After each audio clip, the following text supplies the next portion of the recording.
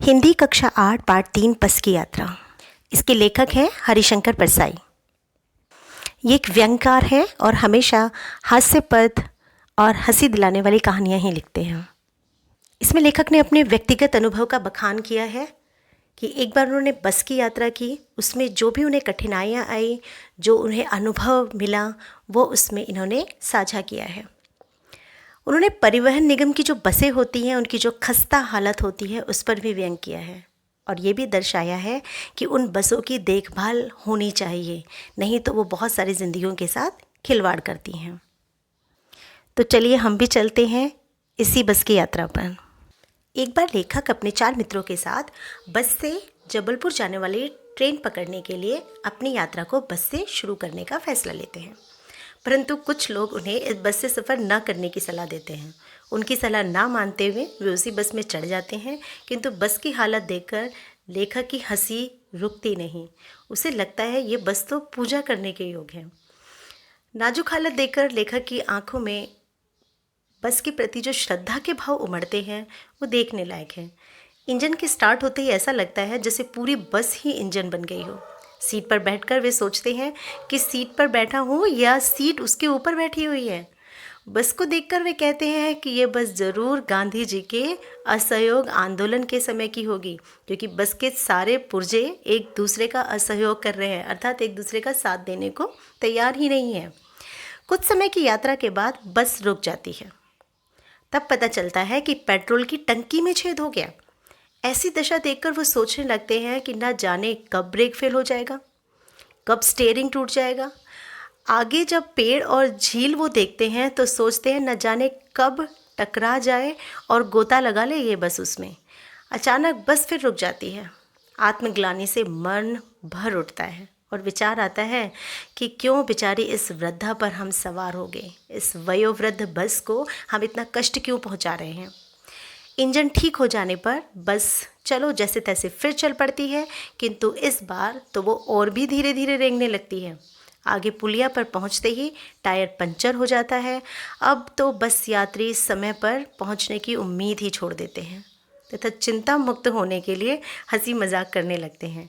अंत में लेखक का जो डर था वो सब चला जाता है और वो भी आनंद उठाने का प्रयास करते हैं और स्वयं को उस बस का एक हिस्सा स्वीकार करके अपने मन से सारे भय और डर को निकाल देते हैं।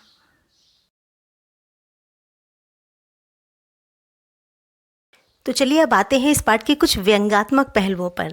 देखिए कितने खूबसूरत शब्दों का प्रयोग किया है हरिशंकर परसाई जी ने।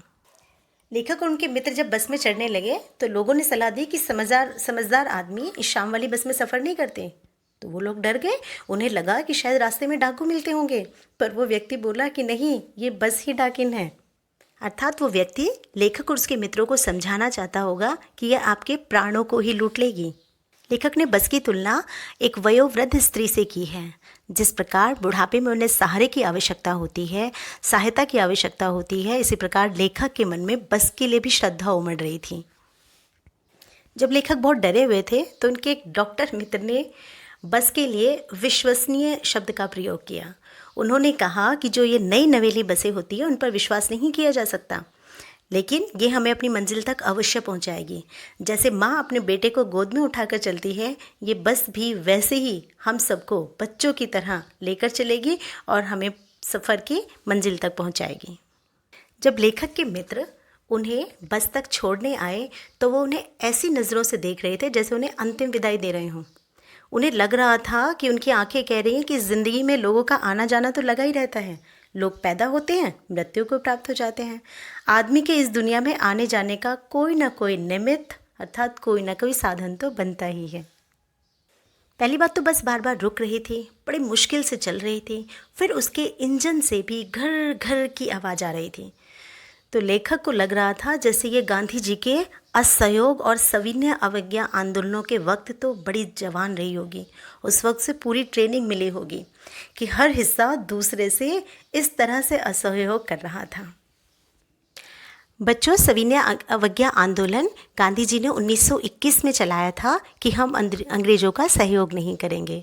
तो इसी प्रकार लेखक को भी लग रहा था कि बस के सारे हिस्से एक दूसरे का सहयोग ही नहीं कर रहे हैं। और एक बार तो हद ही हो गई, बस एकाएक रुक गई। मालूम हुआ कि पेट्रोल की टंकी में छेद हो गया है। ड्राइवर ने बाल्टी में पेट्रोल निकालकर उसे बगल में रखा और नली डालकर इंजन में भेजने लगा। और अब तो लेखक को लग रहा था कि थोड़ी देर बाद बस कंपनी के हिस्सेदार इंजन को निकालकर गोद में रख लेंगे और उसे नली से पेट्रोल पिलाएंगे, जैसे माँ बच्चे के मुंह में दूध की शीशी लगाती है। जब भी हम कोई सफ़र करते हैं तो हमें प्रकृति के दृश्य बड़े लुभावने लगते हैं। चारों तरफ हरे भरे पेड़ होते हैं जिन पर पक्षी बैठे होते हैं, किंतु लेखक को यहाँ डर लग रहा था। उन्हें लग रहा था कि कहीं बस पेड़ से टकरा न जाए, और अगर कोई झील दिखती थी तो उन्हें ऐसा लगता था कि बस उसमें गोता ही लगा जाएगी। क्षीण चांदनी में वृक्षों की छाया बड़ी दयनीय लग रही थी। लगता था जैसे कोई वृद्धा थक कर बैठ गई हो। हमें ग्लानि हो रही थी कि बेचारी पर लदकर हम चले आ रहे हैं। अगर इसका प्राणांत हो गया तो इस बियाबान जंगल में हमें इसकी अंत्येष्टि करनी पड़ेगी। अर्थात जो मध्यम चांदनी थी उसमें उसकी छाया और भी ज़्यादा डराने वाली लग रही थी, और हमें ऐसा लग रहा था कि जैसे इस बस का अंत यहीं हो जाएगा, यानी यहीं इसकी समाप्ति हो जाएगी, इसकी मृत्यु हो जाएगी और हमें यहीं पर इसका क्रियाक्रम करके जाना पड़ेगा। परंतु कंपनी हिस्सेदार ने इंजन खोला, पता नहीं क्या सुधारा, वो बस फिर चल पड़ी। वो बात अलग है कि अब उसकी चाल पहले से और भी कम हो गई। धीरे धीरे वृद्धा की आंखों से, अर्थात उस बस की आंखों की ज्योति भी चली गई। अब तो बस की हेडलाइट्स जो थी वो भी बंद हो गई। चांदनी में बेचारी रास्ता टटोल कर रेंग रही थी। आगे या पीछे कोई गाड़ी आती या दिखती तो वो एकदम किनारे हट जाती थी, जैसे अपने आप को बचा रही हो, और दूसरे को कहती हो, निकल जाओ बेटी, अपनी तो उम्र हो गई है।